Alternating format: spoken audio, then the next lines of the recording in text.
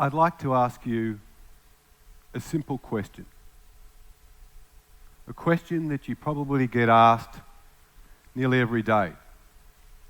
But today, I just want you to stop for a moment and check in with yourself and answer the question with some authenticity. The question is, how are you doing? How are you doing? Not just in this moment, but with all of this, with life. And I think we'd probably find that broadly we're in one of three categories. We're either, I'm good, life's okay. Or we might be, a bit stressed, a lot going on, challenged, but I kind of got it. Or maybe we find ourselves in a category of, you know what? Life's got me pinned against the wall. If I was really honest, I would say I'm really quite frightened, I'm scared, and I just don't know where it's going. And I'm really kind of in a state of crisis. And that's life, isn't it? We kind of pivot between those three places. We don't always choose them. Life has us there. And it's that last place, it's the last place we want to be. The last few years, life has definitely had me there. And it's been a place that I've got to know. And I've learned a few things while being there. And I'd like to share some of those experiences with you. So let me start even way back, 15 years ago. I was living in Kuala Lumpur, Asia. And I was working in advertising. I was loving it. I was successful. I was winning awards. I had great friends. I was traveling. I was living a great life. But one day, I was sitting there and I was looking outside and I was seeing my fancy car and I saw my motorbike beside it and I thought to myself, is that it? Is that it? Do I just upgrade the car, get a new bike, get a new place, bring someone into my life? Is that it? Is there more? And during that time of kind of where I was doing a bit of soul searching, I came across this quote. Man cannot discover new oceans unless he has the courage to lose sight of the shore. I literally took that quote to heart. And a week later, I left my job, I left my cozy apartment, I left my comfort zone, and I was on a yacht, never sailed much before, with a bunch of other people who were delivering it, from Kuala Lumpur to Turkey, halfway around the world. And I learned a lot about life. I can just surrender and just be open to all of life. I'm okay with it. But we have this conditional relationship. Imagine saying to our wives or our partners, you know what, I'll be okay with you if you're in a good mood and you're just that. Otherwise, I'll just sulk and I'll be wondering what's going on. You can't do that. You've got to be open to all of it. And I really realized so strongly the silver lining for me that made such a huge difference was the thought of life isn't fair-weathered. It's just not always that way. And to be with that and to truly accept it. So after that, I kept traveling and I went through Europe and I went through Asia, and it was there I went to Bali. If you haven't been, heaven on earth. And the moon and the stars aligned, and that's where I met an incredible woman. The woman who 14 years later still stands beside me, who's my wife. She shows me the way, and she's just an incredible source of love, of creativity, of just life. And I know that I'm really blessed and lucky to have that. I really am. Then we come to New York. Now we're living the yuppie's dream. We're living in a loft. We've both got jobs. We're even traveling even more. Fantastic. And it gets, to the next stage. We get the station wagon, get the mortgage. We can see where it's all going. We get married, back in Bali. Brilliant. Come back, decide to have a child. Telling all our friends, they're all so happy for us, built the nursery at home. It's so exciting. We've moved into a brownstone in Brooklyn. It's going to be brilliant. We get to the hospital and it all goes horribly wrong. My wife has an emergency C-section and my child is basically brought into the world pretty well almost dead. And they resuscitate her. And we just, from that moment, like, we're not in a storm, we're in a hurricane. Our whole life is just spinning around us. For more than a month, she's in intensive care. We go and see her, she's got tubes coming out of everywhere. She's got like a thing on her eyes, we can't hold her. It's a nightmare. It's the last thing we ever expected. And it was enormously challenging.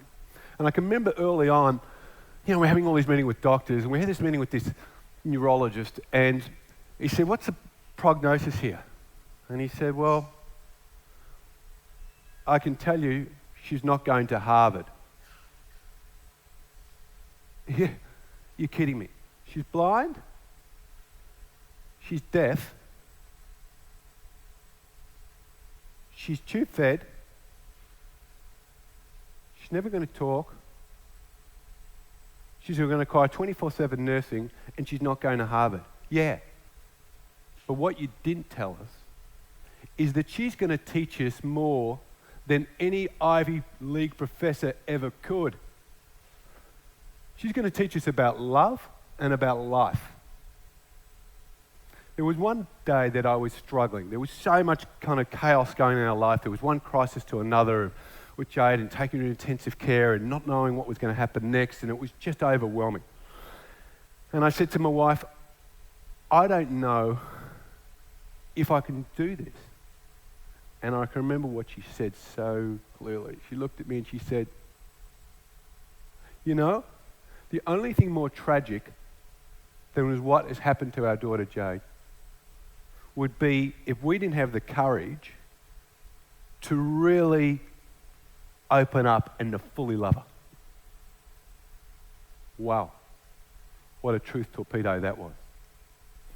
And I kind of surrendered to the situation.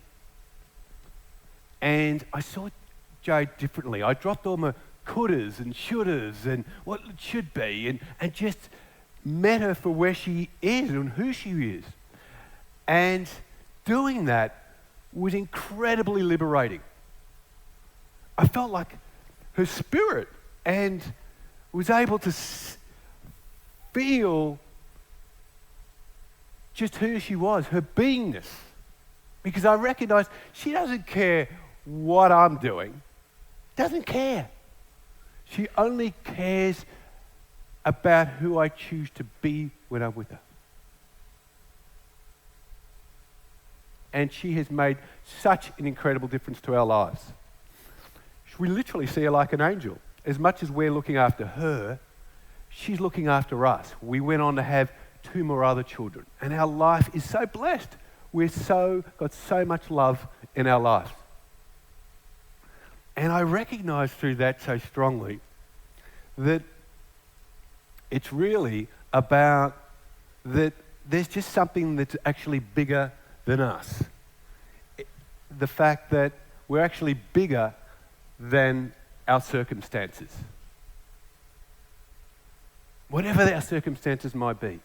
There's something, whatever that thing is, love, life, universe, something. And I felt that. And that's really changed things. So there I was. Everything's going well with the family. life's kind of moving on, and everything is going along pretty swimmingly. And then 2 years ago, from today, just happens to be 2 years ago, I grew up with 7 sisters, and in the middle I've got a twin sister, me and my twin. And 2 years ago, she drew her last breath. Yeah, she had cancer. Pretty heavy, I know, but it's life. And the thing about it was, not so much about her life and how she lived it, but who she decided to be in the face of our ultimate fear. She decided to truly show up. She was there, she was an artist, she had art all around her, she had this big sign, live fully, love fully. And because she was just squeezed every bit of love, every moment out of her kind of last weeks and months on life, she gave permission for our family to really kind of show up. And it was just this incredible kind of wave of love that went through the family and all her friends. And people were shocked. They thought they were going to come and feel really kind of miserable and grieving, but they felt kind of uplifted because she wouldn't go to the pity place. She went to the place of this is life, and she was seeing it so clearly. And it really was a transformational experience. When I think of her, I smile. And sure, I struggled and I went through grief, but in the end, the parting gift that she really gave all of us is to realize just the huge potential of just being in your heart. I realize that when life hits hard, that's when it's important to stay open. You either choose to do that and close down because you don't know, and that's a natural reaction when it's coming at you, or through courage, you just remain open and kind of go, life's going to show me the way. It's going to show me the way. Life's bigger than me. And it's got my back. You know, all of us, we're all architects of our own lives. We get to build and create it. We do. But the truth is, we don't always get to choose the materials. Sometimes life gives us those materials. And then it's there, what do we do with them? And sometimes they're fantastic things. Something fantastic could happen to you today when you leave this or now. Or something dreadful could happen. And anyone who says, I've got full control of that, they're kidding themselves. And I thought, you know what, I've gone through so much stuff. It's good now. It's going to be great because I've gone through the stuff and I've learnt the lessons and it's okay. It's great. But you know what? I'm human. I'm going through stuff at the moment. Why? Believe it or not, 6 months ago, after a beautiful weekend with my wife, we took some time out, come down, the plane touches down. There's a voicemail from my mum. She says, call home. I call home, and one of my other sisters, Lou, who was struggling with life and struggling with her own mind and struggling to get the support that she needed, she took a life. She took her own life. I know it's intense. It's intense, isn't it? But I don't know yet what I take from that. I'm not going to try to gild the lily and say that that's, some amazing thing. It's sad. It's really, really sad that she didn't reach her potential. And it's even sadder that her mind put her in a place where she couldn't see life and the fact that she's part of something bigger. And it's so easy for us to forget. And I think particularly that's the thing. I don't know what I make of it, but I do know something that is just so true, is we need each other to show up. We do. And I'm not just talking about in those heavy, dark circumstances. I'm talking about in just life, day to day. That's what's so special about this community, about Brooklyn. We show up. Whether we just smile at our neighbours and say hi. Whether we're there for one another, especially in this time that we've got so digitally distracted. You know, we're on Facebook and, hey, here I am, or we're on Instagram and we show up there. But are we truly showing up in life for ourselves, checking in? How are you? And with our friends. And just being there and being a bit open-hearted. Because if we don't come together and continue to come together, if we don't grow together, we'll come apart. That's just the way it is. It's a collaborative effort. We're all in this. And at the very start of this, I asked you a simple question. How are you doing? And you might ask, after all that, it's pretty full. Luke, how are you doing? How are you doing? And I'll tell you, even through knowing all that, I'm not the guy out of the Matrix who can dodge all the kind of bullets.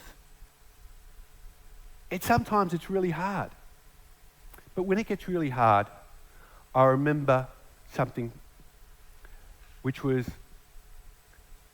one of the last moments, the last conversation that I had with my twin sister. So get this. Here she is, she's dying. She's in a coma. She's my twin. And I'm sitting there. And she opens her eyes. And then she opens her mouth. And do you know what she asked me? Are you having a good time? Not ironically. Are you having a good time? And really, that's the point, isn't it? That life can get rocky. Life can get challenging. But in the bigger picture, you know what? In the bigger picture, it's life and it's all good if we let it be. So how am I doing? I'm doing good. Thank you.